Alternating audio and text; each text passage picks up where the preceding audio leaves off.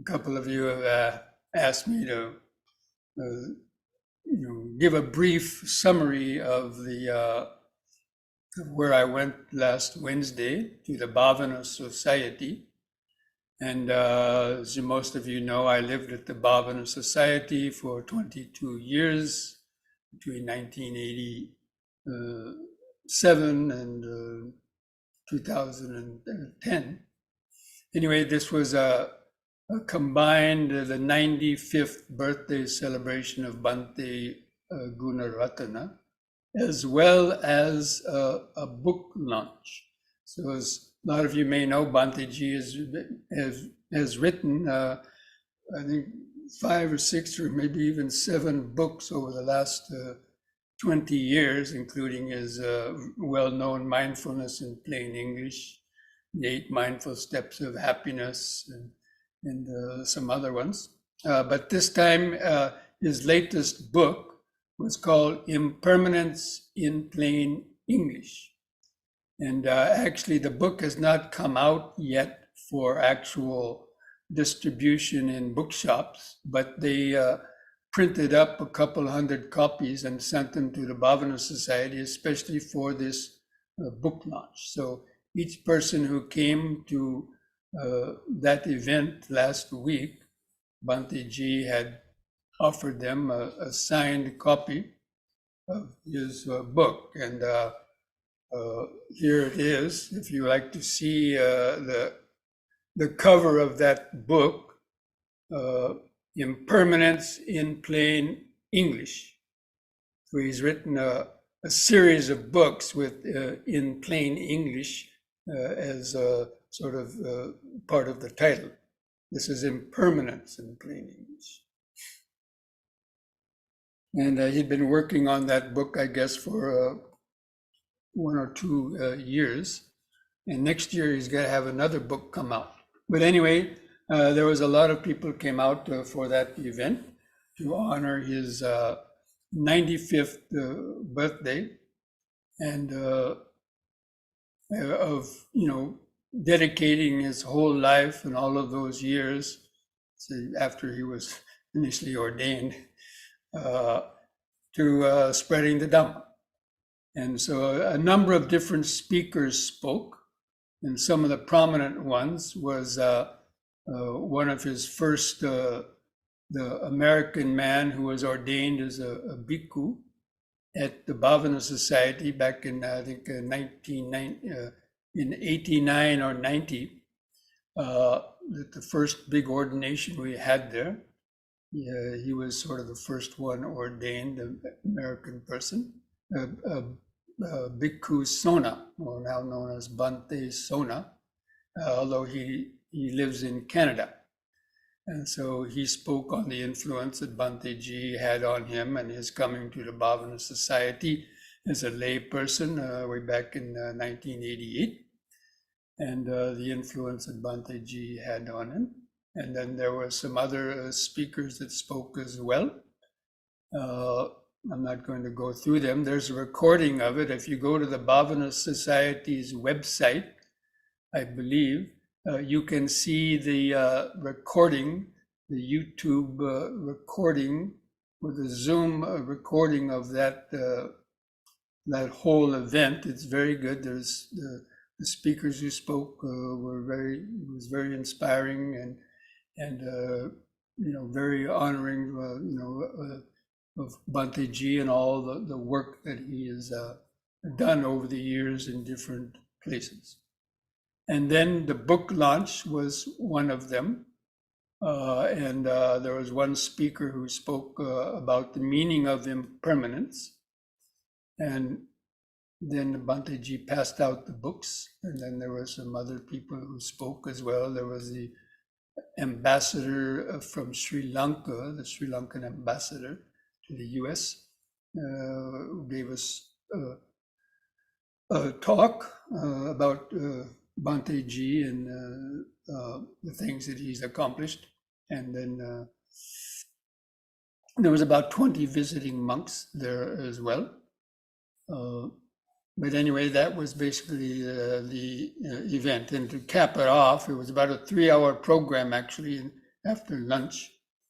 And Bhante Ji gave a very inspiring and talk about impermanence. And of course, he's a living example of that, because he's lived now for 95 years and he's seeing impermanence very well as he gets older and losing his, his strength and things like that. But his mental acuity is still very strong.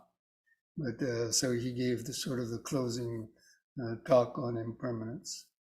And so, he has they said they were going to have another, next year he should have his next book out that he is coming up with. I think it's called Dependent Origination in plain English. So dependent origination, of course, is the cornerstone of the Buddhist teaching about the second and third noble truth, the arising of suffering and the cessation of suffering, according to the 12 links of dependent origination. So people can be looking out for that next year. So that was the program. And so now, tonight, before we get into our topic that we started last week on the insight knowledges, there's a person, one of you out there, who had sent in a question, and not about the specific topic that we were discussing about the insight knowledges, but an important topic, and probably one that quite a few people will be able to relate to, and perhaps have the same recurring issues with their mind. So this person is saying that recently anger and resentment in them have been occurring quite often. So maybe, as people practice, people have resentment and anger, occurring, especially at times when they probably are meeting people, talking to people, or hearing something that they don't agree with, or, abusive speech or unkind speech, maybe from certain persons, from time to time. You have anger and resentment, usually toward persons, but it could be other things too.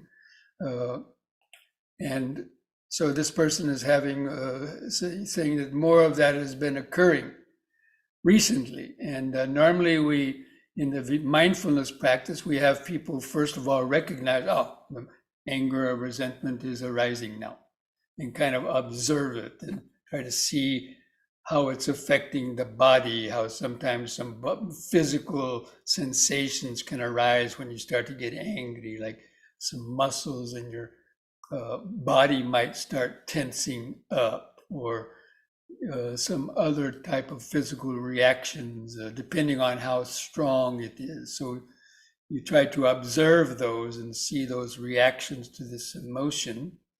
And initially we try to just have bare attention and kind of noting, okay, anger is arising, and try to relax around it. And see anger as just an emotion, but normally we don't see the anger. We're focused on the object of the anger, like that person said this to me, or something like that.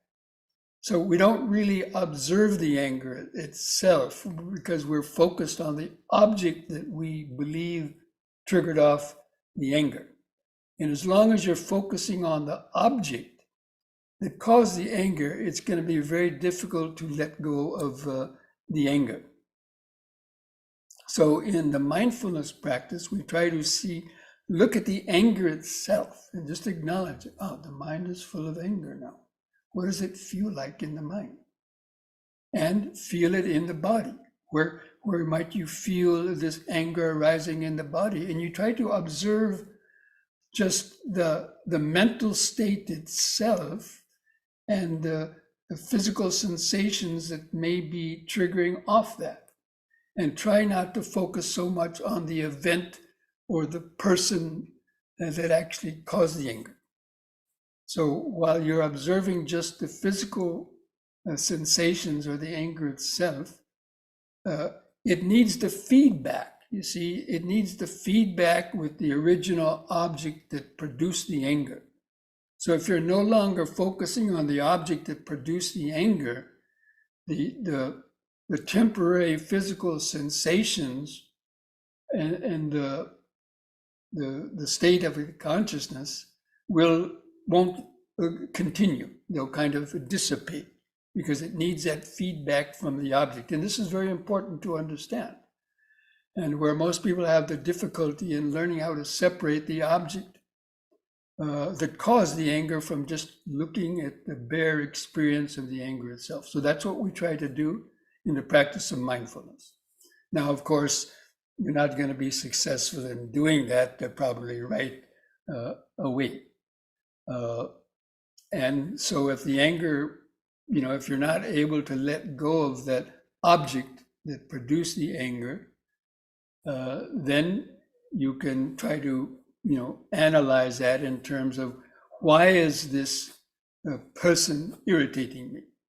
Did they insult me? Did they said something I don't agree with, or any other thing that you think they might have done? And then you could ask yourself, well, have I ever not done any of these things to other people? And you can understand that people do things to irritate us because they themselves have their own defilements. They themselves are sick, so to speak, because we're all sick until we've attained enlightenment. We're sick with the illness of greed and hatred and delusion. So we try to understand that it's not the person, it's the sickness. And therefore, then we have to ask ourselves, am I free of not? Like the person who is innocent, that cast the first stone, right? But anyway, and you can examine the conditions that maybe gave rise to that situation. And then you see how a lot of time it's quite trivial.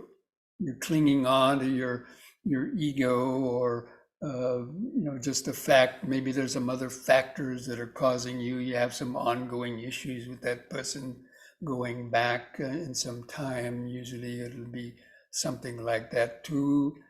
And the circumstantial cause, there's always two causes for our reactions. There's a circumstantial cause and the substantial cause. So the substantial cause is the habit of anger and resentment that we've been accumulating most of our lives, even since we were a childhood. You got angry at the child who took your toy away or took your sandwich or whatever. Your parents, you got angry because they gave you, took your allowance away or put you on some kind of probation for being naughty, right? So, we've learned to gather these emotions our whole life. And so they're very deeply ingrained. So we have to examine that from different angles and realize that these are very deep-rooted causes and conditions. And that those habits only remain strong because we keep feeding them. We're feeding them by our identification with them, by our justifying the reason why we should have these feelings, and all that keeps feeding this cycle of repeating these emotions.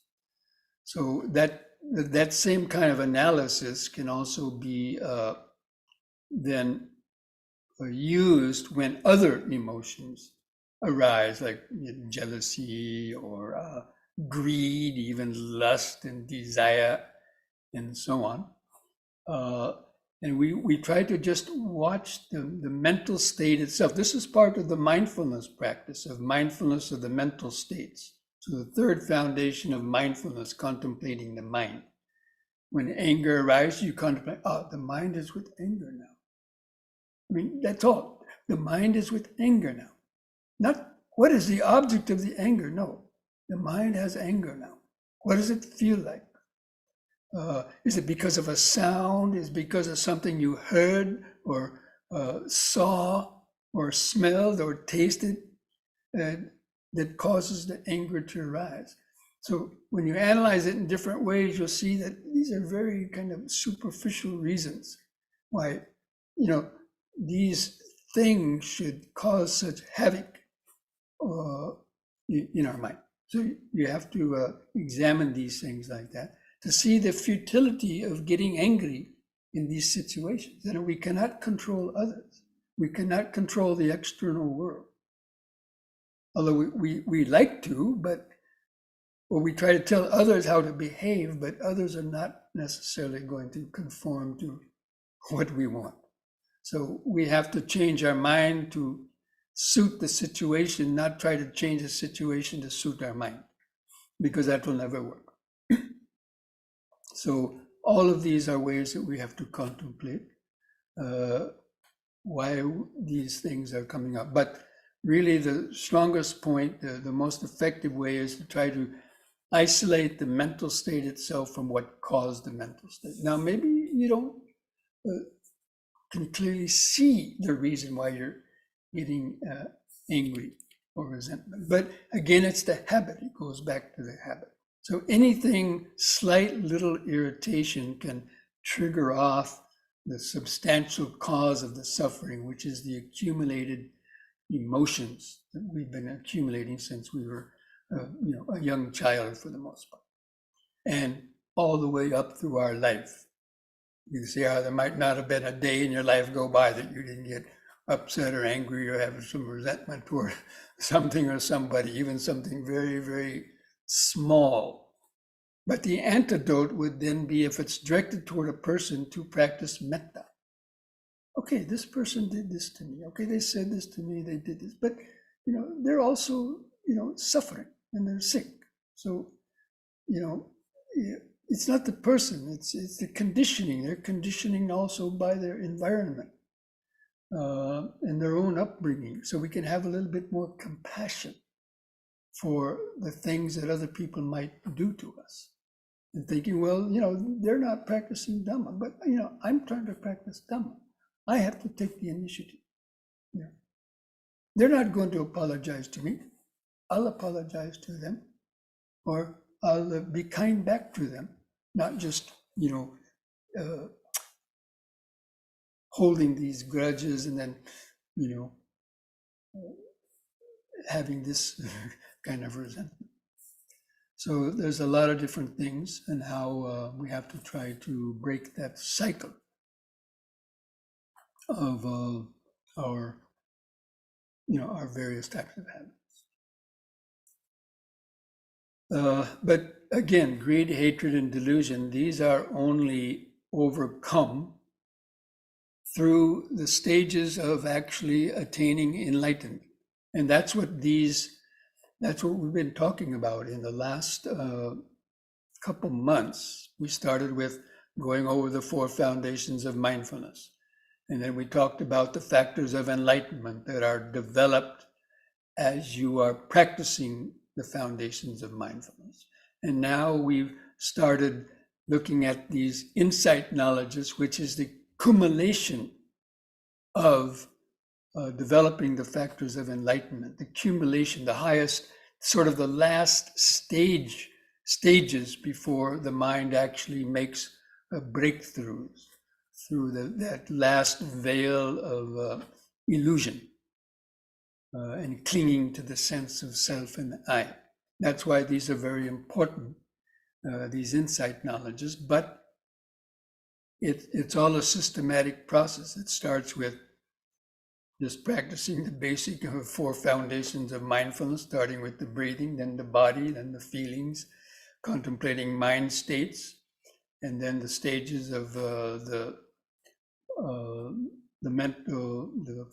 4th foundation of mindfulness being the mental formations, or the categories of the 5 hindrances, the 5 aggregates, the 6-fold sense bases, the factors of enlightenment, and then the 4 noble truths themselves. And while you're doing this, you are developing the strength of your mindfulness, you're gradually developing the strength of the enlightenment factors. And then it culminates with these the insights that naturally come through this very methodic and step-by-step development of the insight knowledges. So let us go on with that now. So last week we talked about the insight knowledge of discerning rise and fall, or I prefer to use the term arising and vanishing, or impermanence. So the meaning of impermanence. Now this doesn't refer to just breaking a glass or spilling milk or even getting sick, but it's actually a very high level of mental concentration into seeing the mental process. We're no longer interested in the external world and looking how people grow old and die. That's already been done long ago in the 4 foundations of mindfulness, or should have done. So now we're looking directly at the mind. And it's like a scientist looking through a microscope, a very powerful microscope.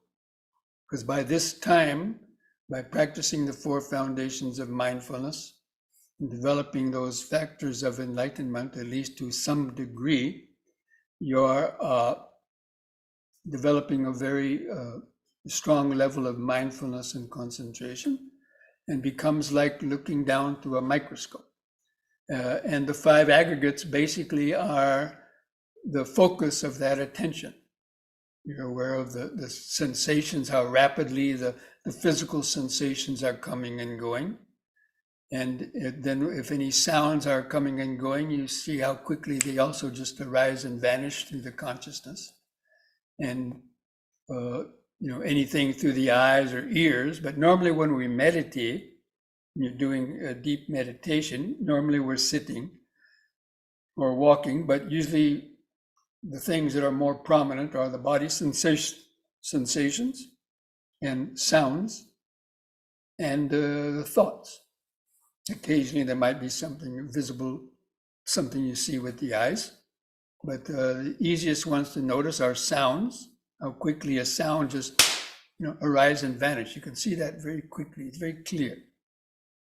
And then certain sensations like your breath, the sensations of your breath. And you try to follow them one by one without holding on to any particular one. There's always something else occurring. So that tuning into impermanence, seeing how quickly the sensory, this is about sensory impingements, how quickly the senses are impinged moment by moment. Because the skin has, millions of,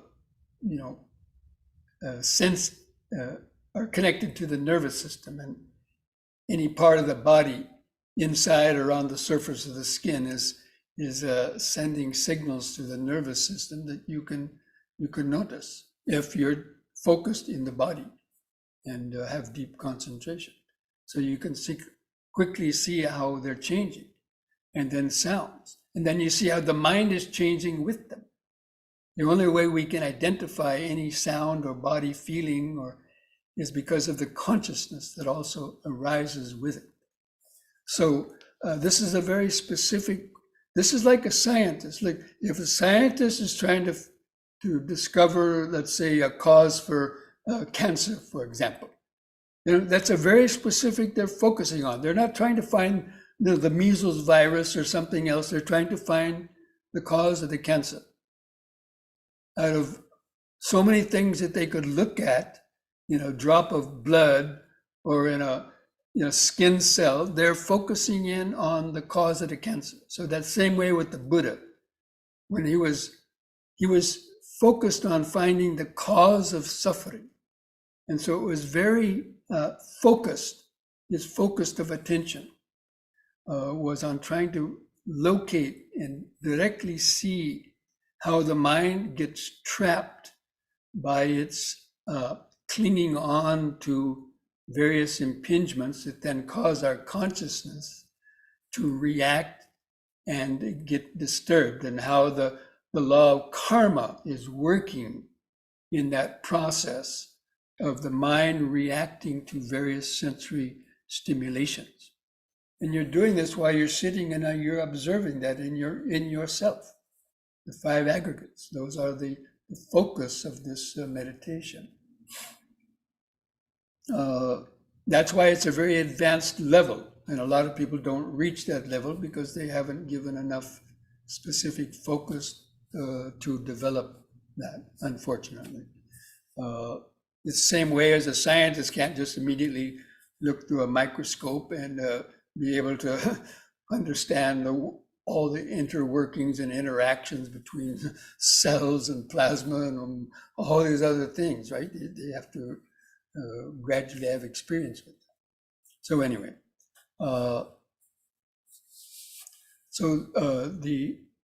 the insight knowledge is basically understanding how things just arise and instantly vanish, moment to moment. And so what we develop is momentary concentration to see how quickly a certain body sensation arises, and how another body sensation comes and goes without clinging to it. Normally we cling or react to it, so we don't see the next one coming and going. And that's how the mind gets caught up in paying too much attention to particular things that are bothering it, and the mind getting carried away in thoughts. So it's a very specific training in opening up the field of attention, and in between body sensations, sounds are coming and going, and then your thoughts are coming and going, or urges, and you tune into this coming and going and seeing how quickly it builds up. And so it can build up to a very high degree depending on the strength of your concentration. And so we train on the breathing. You see an in-breath come and go. You see an out-breath come and go. And while you're observing or feeling an out-breath coming and going, you might hear a sound come and go, even faster than that. Or you might hear 2 or 3 different sounds. Or you might feel some other sensation, a stinging sensation on your head. But without following these, we just see how quickly they just arise and vanish, and how the consciousness arises and vanishes with the object. So that's important to see how the mind and matter process is coming together in one moment of contact. And if you don't react to it or pay attention to it, it vanishes. And the mind won't be able to think about it. And so this is a very important aspect of the training. Because when somebody insults you, your mind is clinging to that insult. And because of that, the memory is being brought back up of getting angry or remembering this person or other things, and you get carried away. It's because the mind is clinging onto that. You're not able to just notice something else. No, the mind latches on to that anger because you've identified with it, and you've identified your whole life with these things in yourself. That is why it's difficult to let them go. So anyway, so this training in observing the rise and fall is a very specific type of training. And things appear to be permanent because we cling to them. Now, this is especially important in terms of the consciousness. And because the sense of I arises with each of these moments of hearing, seeing, tasting, smelling, touching, and thinking. The consciousness arises with the sense of I am doing it. I am hearing, I seeing, tasting, smelling, touching, thinking, feeling, pain. The sense of I comes with it. But if you don't cling to the object, that consciousness along with the I also vanishes, but then it arises up again immediately with the next sensory input. And so we train ourselves to, and this is where this intellectual understanding comes. You try to understand how this process is working. So even that intellectual understanding helps you to stay focused in try to observe that more clearly. And if you're able to sustain that, it does become clearer and clearer. And as that builds up momentum, it's like you don't even see them arising. They're just coming and they're arising and vanishing so quickly. Hundreds and thousands of individual sensations or sounds, very subtle ones even in the space of 10 seconds or 15 seconds, you'll be able to notice hundreds, if not more, just things arising and vanishing, but only if the mind is concentrated. It's like shooting stars. Now they're supposed to be, I think last night there was a meteor shower. Too bad it's too cold in the wintertime, but you go outside in a meteor shower, and if you've ever looked up in the shooting stars, you don't even see it. You only see them vanishing. You only see a streak that kind of vanishes. Normally, you don't see where it came from. You just see it vanishing. So it gets to that point in the meditation where all these things are just vanishing, and the mind can't create any stories around any of the objects because it's not holding on to any particular one. So it feels like things are dissolving. And even the sense of self starts to dissolve too, because the sense of self only remains strong when we're focusing and identifying particular objects. But now with this perception of impermanence, the mind doesn't have time to stop and focus on any particular one because there's always so many others constantly arising and vanishing. So no mental pictures, the past and the present cannot be regenerated in the consciousness. And so that's called dissolution. When the reality of objects and even the sense of self starts to fade away, that's called dissolution. And that's the second of these insight knowledges. And especially it's a dissolution of the sense of self is the important part.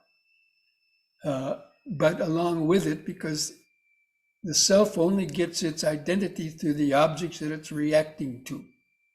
Even if you look in the mirror and you see your image, okay, it's reacting to that. That's me. That's my hair. That's my skin. Oh, so that's how it remains strong. But when you don't allow the mind to dwell on any particular object, those realities begin to disappear.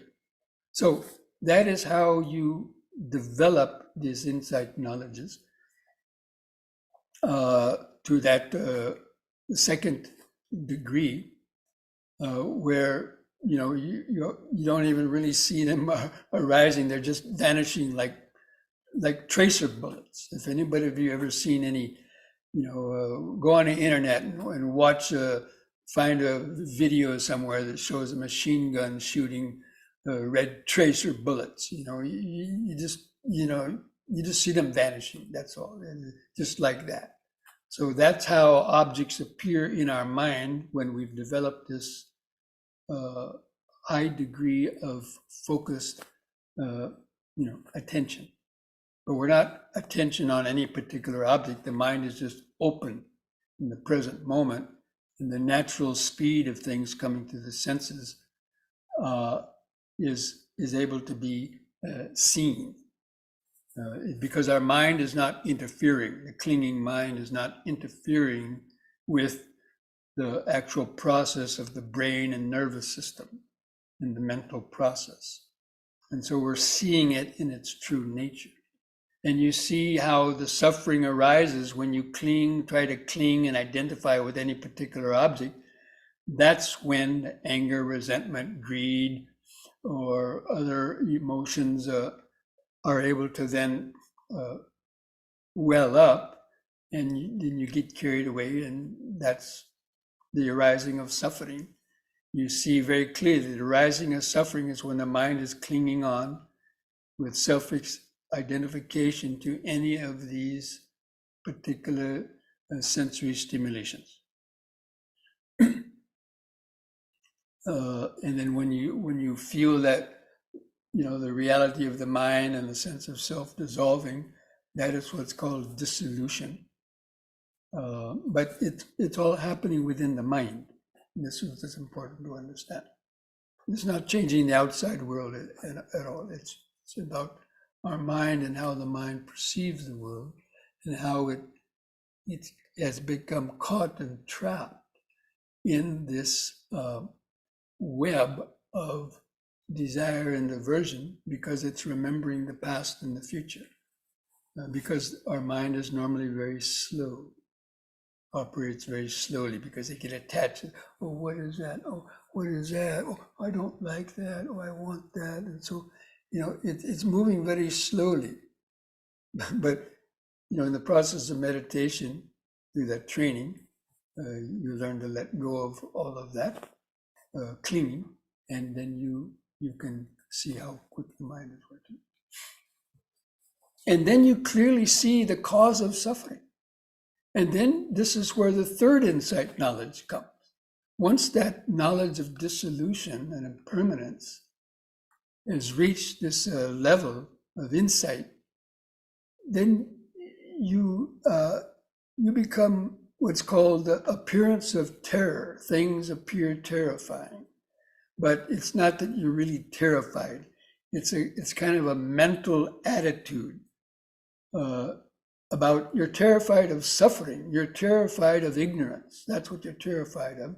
Not about these objects. You're terrified of how you've allowed your mind to get trapped and caught into this web of self-created suffering and the ego. And you've allowed the ego to develop to this point where it's identifying to everything. We've allowed that to happen.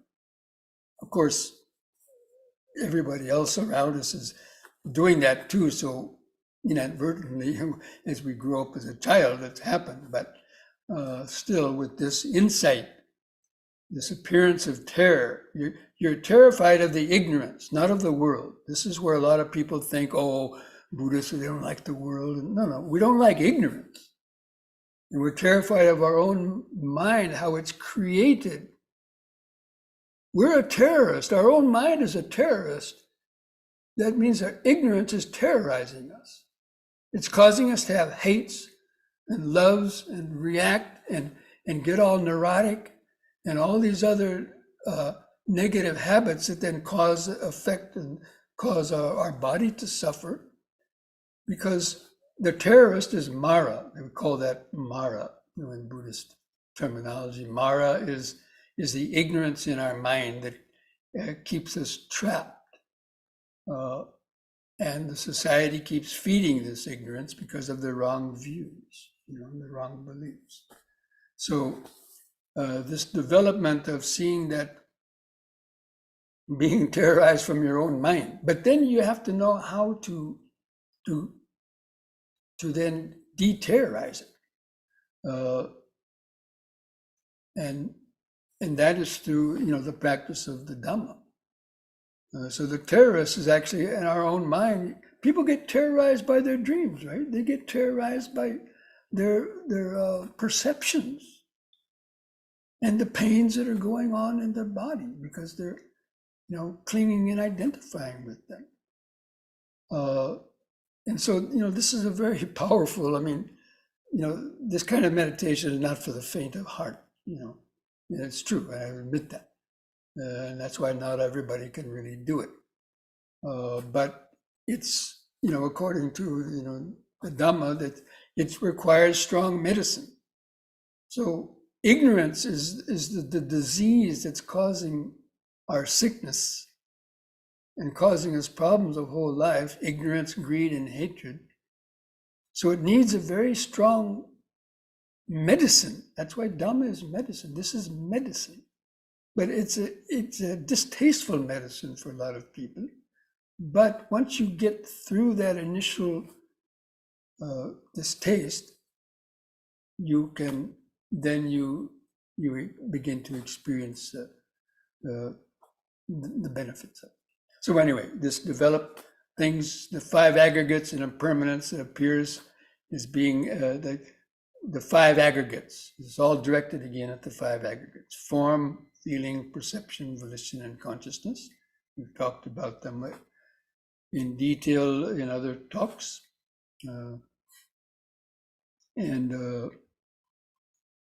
So that appearance of terror is a 3rd insight knowledge. And then I'm just going to cover one more.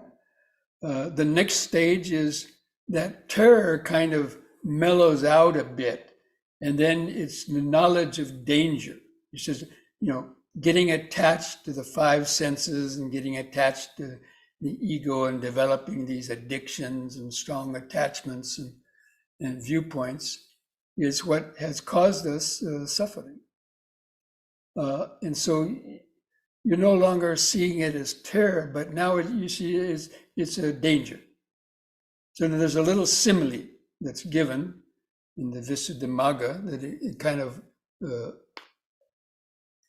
illustrates this. Let's say 2 or 3 strong people grab a weak person and drag him toward a burning pit, let's say of charcoal or burning fire where there's glowing coals, and the flames have died down and there's just a big mass of glowing red coals, and these strong people are dragging a weaker person to the edge of that pit. Now, don't you think that they would be terrified of being thrown into the pit? I see some head wagging this way or that way, I don't know. Okay, or imagine it, right? The person would be terrified. But let's say they don't throw him in there. And then later, when he walks by, but under his own power, he doesn't have to get too close to it. But he knows, okay, don't get too close to that. It's dangerous if you get too close. Maybe you'll slip and fall in. So I'll keep my distance. So now they know that it's danger, but they're no longer terrified of it because they're keeping their distance now. They have the ability to keep the distance. So the practice of Dhamma helps us to keep the distance from getting overly addicted to and trapped or conditioned in our various reactions that we have to all of the sensory stimulations coming through us, and especially of pain, things that we don't like. So enduring pain and sitting in meditation, enduring the pain that arises in various places, itchy sensations, stinging sensations, or just aches and pains, we learn to observe them, relax around them, and realize, okay, they may be painful, but they're not going to kill me. And it's doable, And you learn how to relax around them. You learn how to say, this is not me, this is not my body, this is just cells and molecules vibrating. And if you, train yourself in that way over a period of time, that the pains may not go away, but at least they won't affect your mind so much. And that in spite of the pains, you'll still be able to carry on your meditation period. Or maybe learn how to directly look into that pain and see how the pain is just made up of many, many tiny little small sensations. If we just look at one knot of pain, then that resistance arises. But it's like the whole is greater than its parts. So if you're looking at, the pain in my knee, and this resistance come up because of, that's my knee. If your friend has a pain in their knee, you don't feel their pain because it's not your body. And so that's the way the Buddha had us also relate. This body is not mine. It's a body, okay. This is just, this mind is inhabiting this body, but, it's not mine. And so you something happens to it, you don't get so upset. Anyway, so all of these are part of the way that we develop that contemplation and understanding. So that knowledge of danger, so the knowledge, that initial appearance of terror, that mellows out, and it just knows that by keep on repeating our habits of thinking and reacting to various stimulations and over dependence on the material world and so on, that we can experience it, not getting so trapped by it, and learning how to keep your distance toward things that you have shortcomings for. You try to keep your distance to them if you have certain attachments and so on, and not to frequent places where that are going to stimulate your underlying desires and things like that, and just being more content to be with oneself. So anyway, this is an aspect of that training. And so I think I've gone on long enough because we were doing some other things too. And so now, based on anything that we've been discussing tonight, if anybody has any questions about any of that, feel free to ask a question.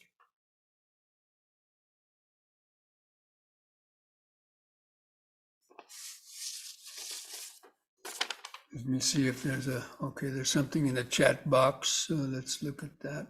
It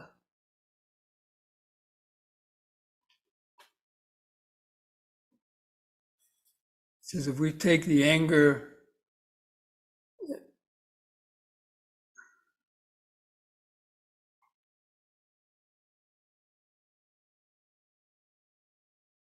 you make things too complicated. These questions, even I can't understand them.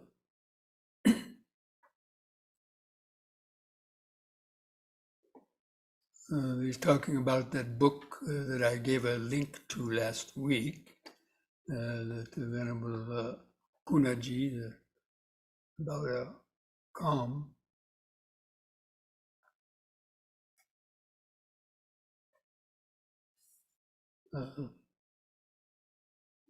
Anyway.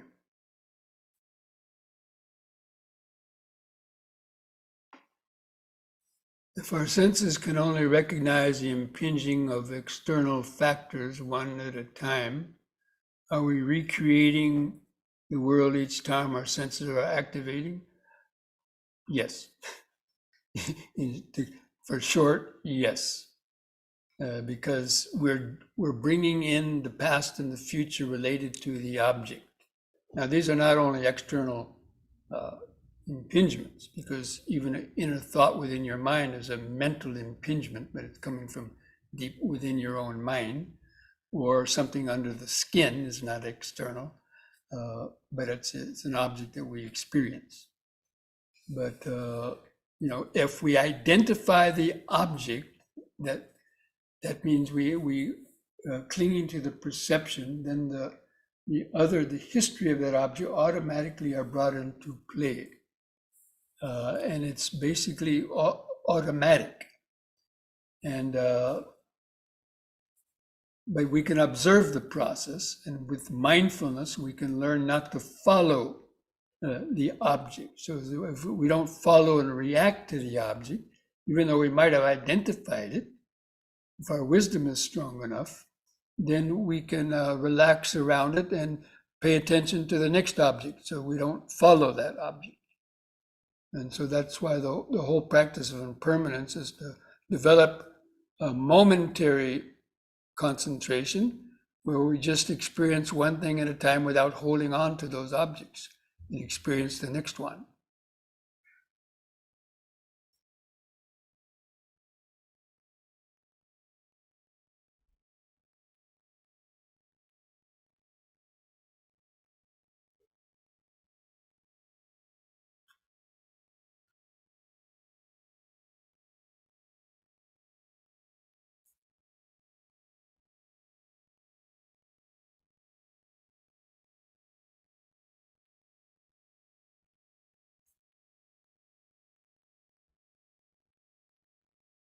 if you are at the point of seeing the danger and keeping your distance, is there a possibility of regressing, forgetting, and clinging again? Of course, this is a training.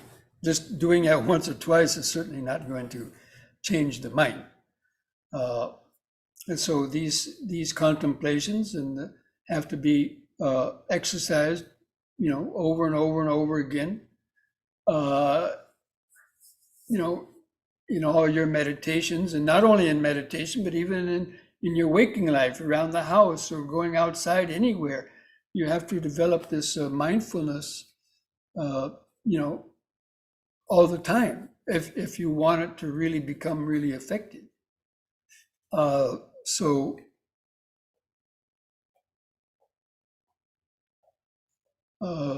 only when you've actually reached, and we haven't gotten to this point yet, but at the end of the insight knowledges, there's the breakthrough of the entering the stream, where the defilements are actually permanently overcome and eliminated. Only then you could say that some of those habits have been permanently overcome. But until then, that time, you retain those stages of liberation, then we will get better and better at not recreating them. And so the suffering will get less and less and less and less. But until we actually reach those highest levels of the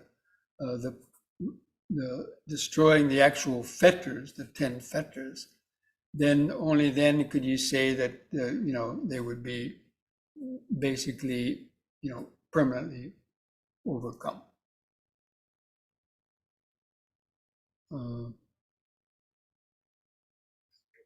It seems letting go, and more letting. When we let go of all, what is left?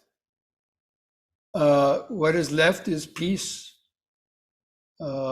and the mind being in the present moment, which is happiness.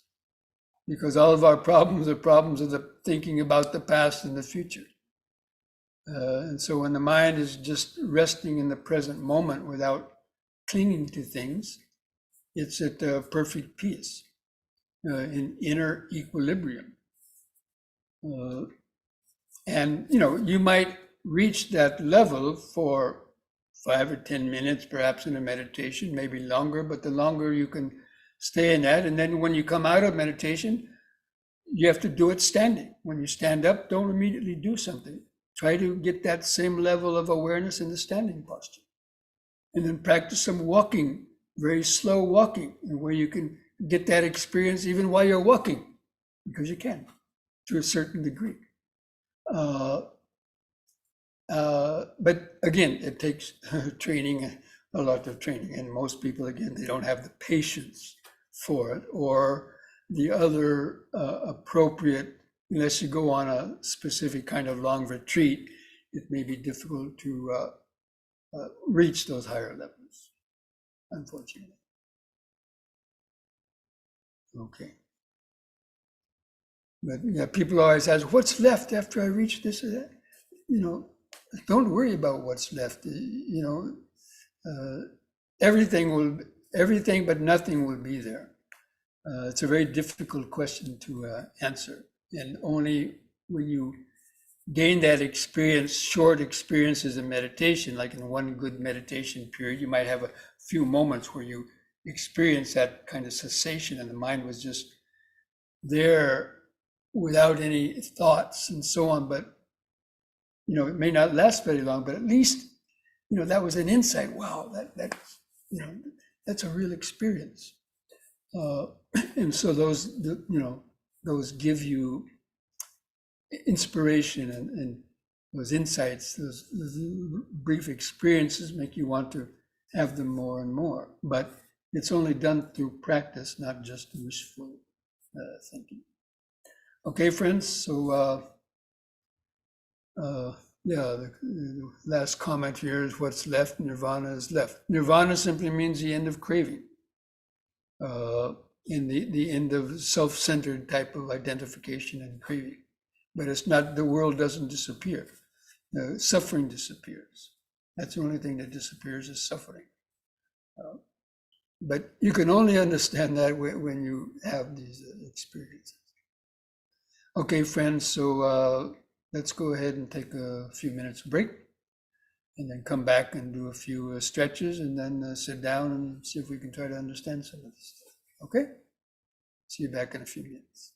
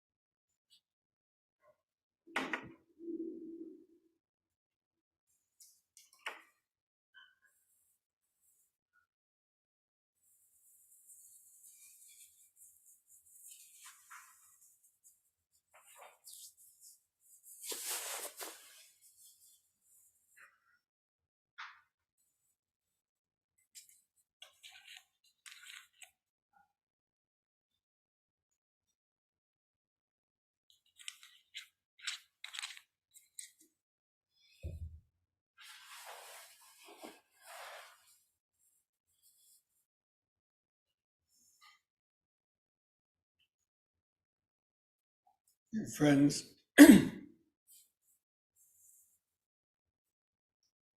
sit straight,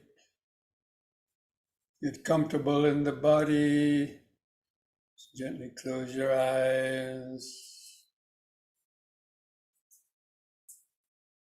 feel the eyes and the sockets, again start to feel the outline of the sitting body.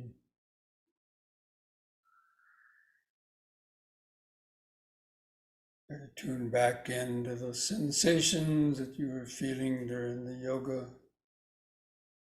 session.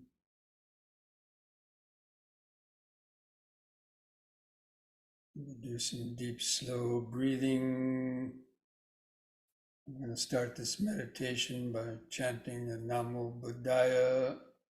Just listen to those sound vibrations through the body and mind. What kind of effects those sound vibrations might be having in your body and mind. Just keep your attention centered in the body.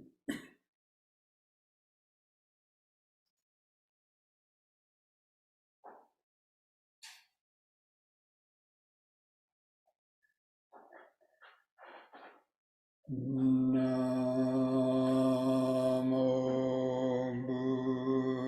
Buddhaya.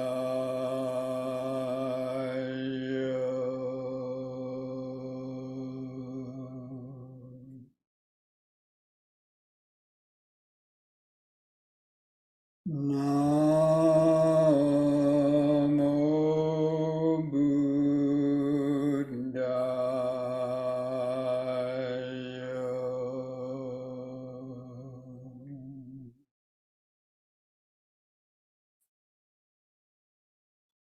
Namo Buddhaya. Namo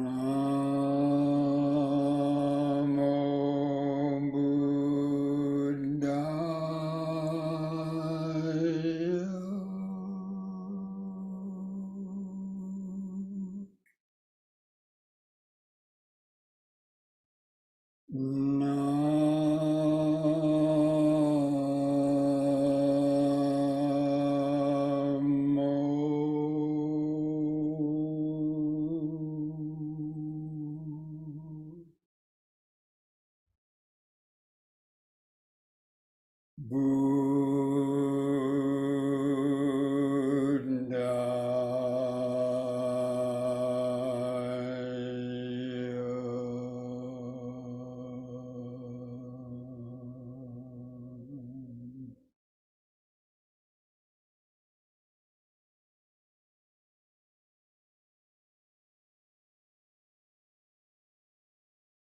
The attention centered in the body.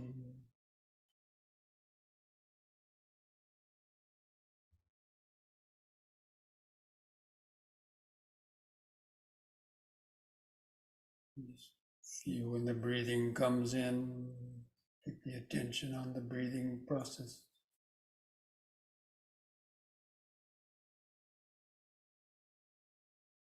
The movements of the abdomen, stomach, or chest.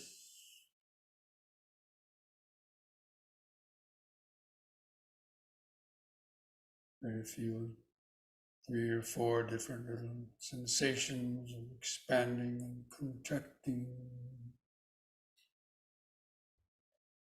Each of those is an impermanent. Is it coming and going?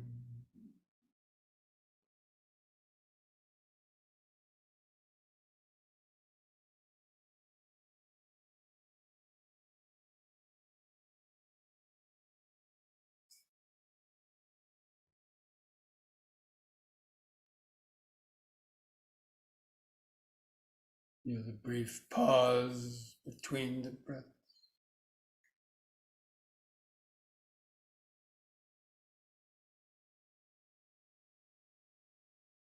First training in impermanence, seeing the impermanence of the breathing process itself.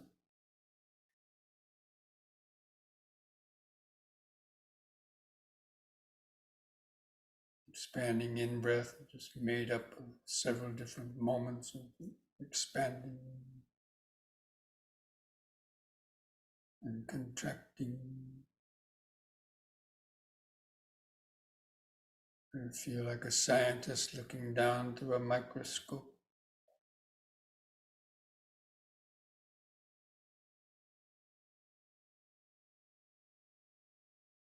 Feel the sensations when the clothing rubs against the skin, the abdomen, stomach, rib cage, or chest.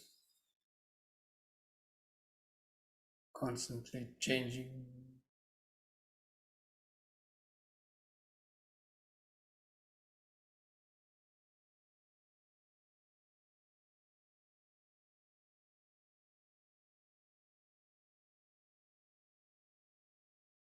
Just make that the primary focus of your concentrated awareness.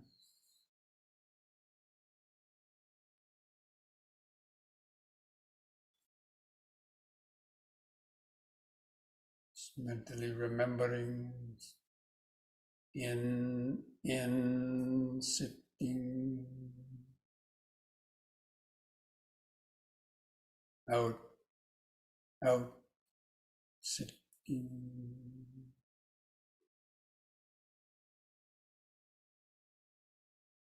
Letting the mind grounded, centered. This breathing body.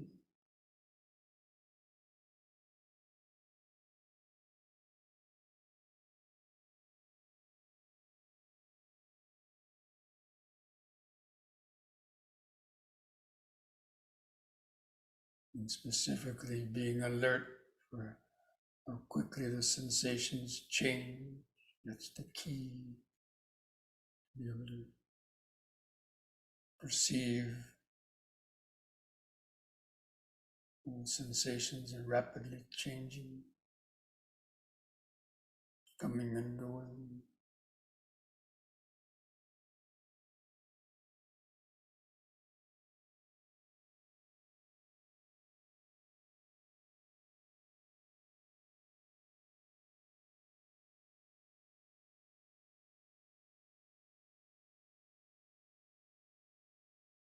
Even while you're noticing breathing changing, some other sensations might be noticed, like a little itch, a little prickly sensation.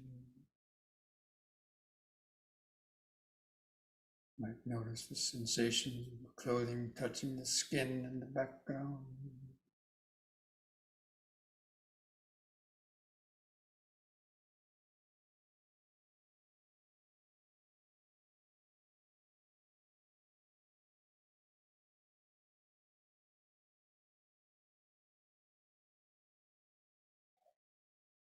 Even these sounds of this voice, just sound vibrations arising and vanishing.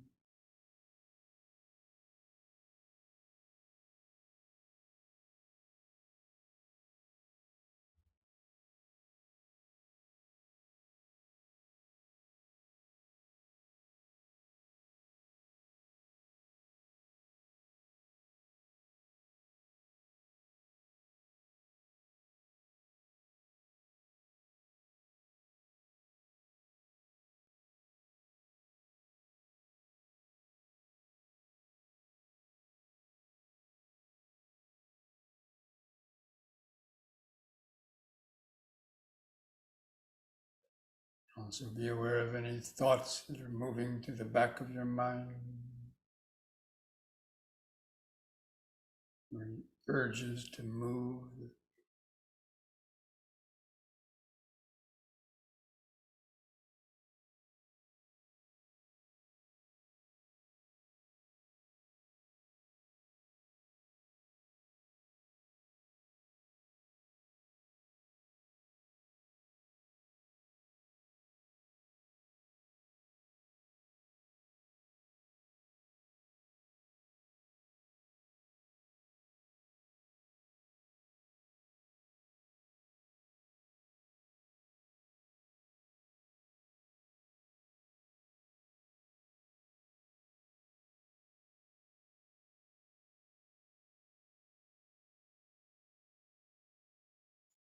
Your concentration on the breathing improves, you'll be able to notice more and more other sensations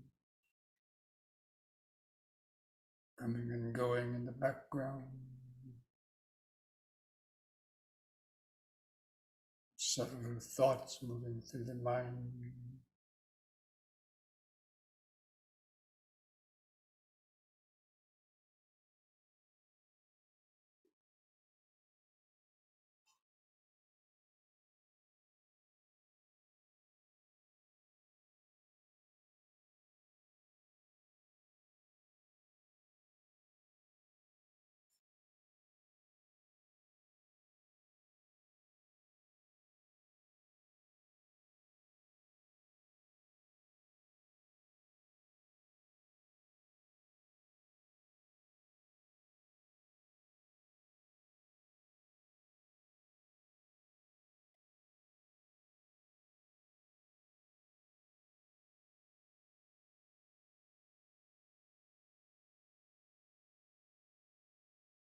You can identify the aggregates. That's material vibration, that's pleasant or painful, neutral feeling, that's urging or volition, thought.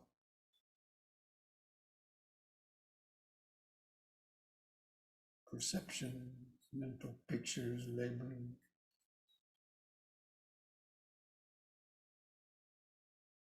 Ego consciousness.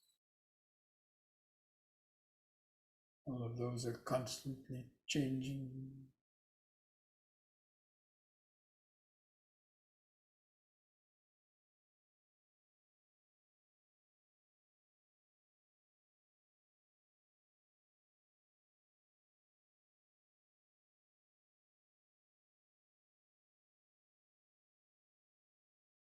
Turning up the power of the mental microscope.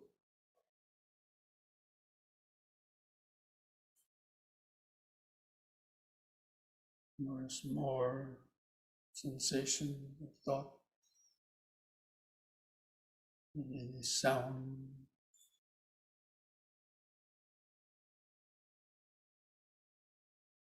Just vibration.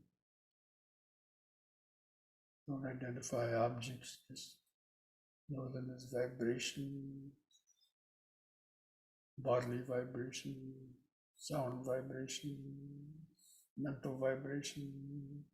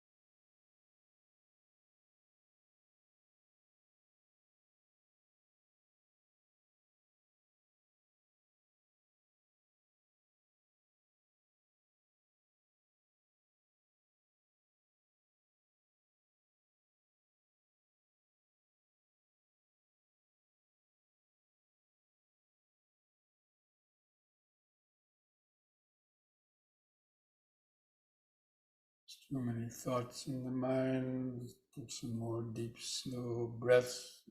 Feel more body sensations. Help break that addiction to thought.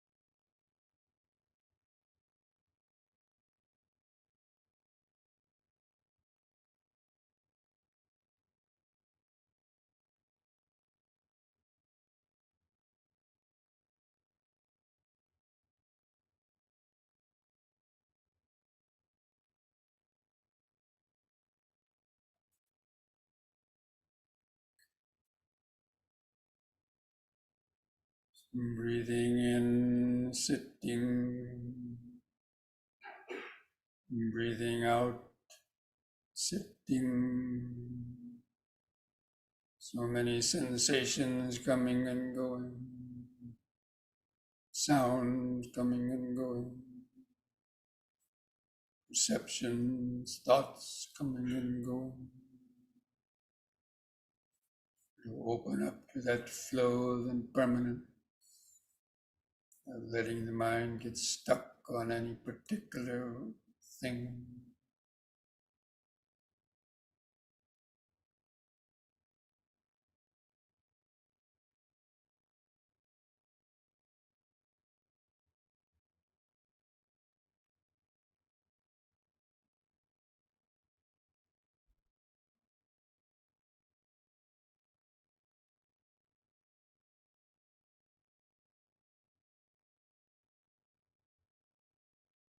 If the mind does get stuck on particular thoughts, emotions, you contemplate them in terms of impermanent, no self characteristic. And the mind lets go of them, coming back into the flow of impermanent,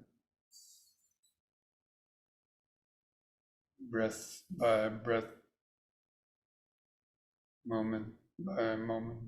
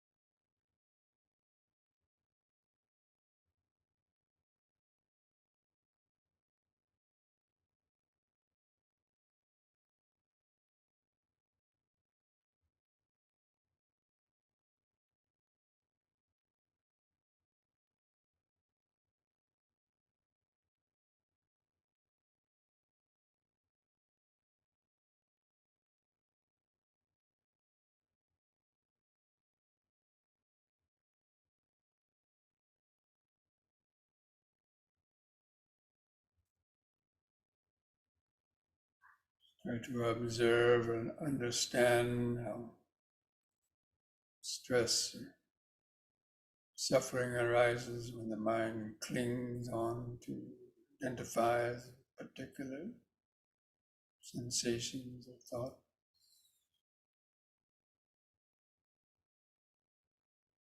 bringing up the past or future about them.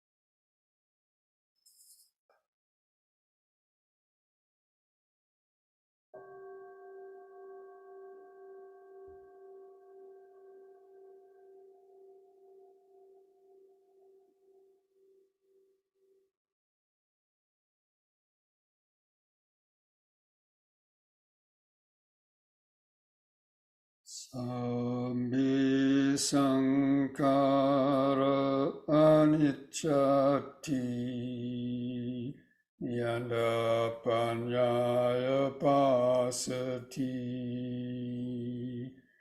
atanibindati dukkhi yesamango visuddhiya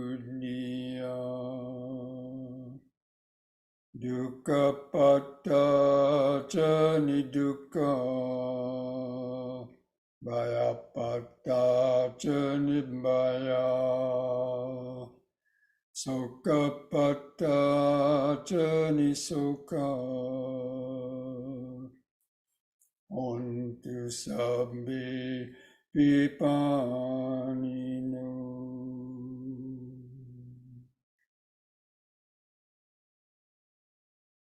All conditioned things, the five aggregates of this body, mind, and world are impermanent.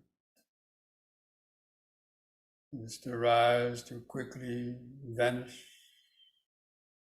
in the flow of impermanence. When one sees this with the eye of wisdom, one becomes disenchanted with suffering.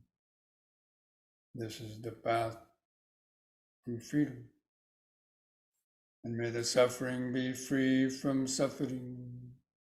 May the fear struck be free from fear. May the grieving be free from grief. In this way may all beings live with mindfulness and wisdom. And thus spoke the Buddha.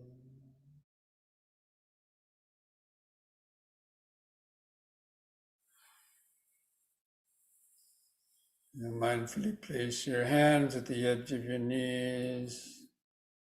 And take a deep, slow breath as you're breathing in. Stretch the head back. Pull the hands on the knees to arch your spine.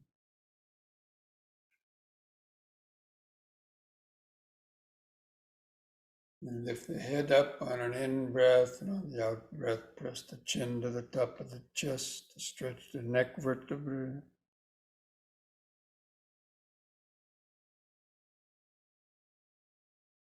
Lift the chin up level on an in-breath, and relax on the out-breath.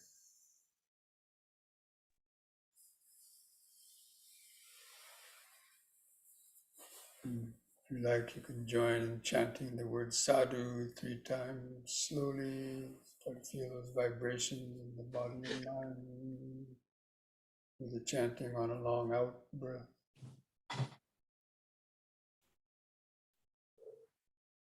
Sadhu.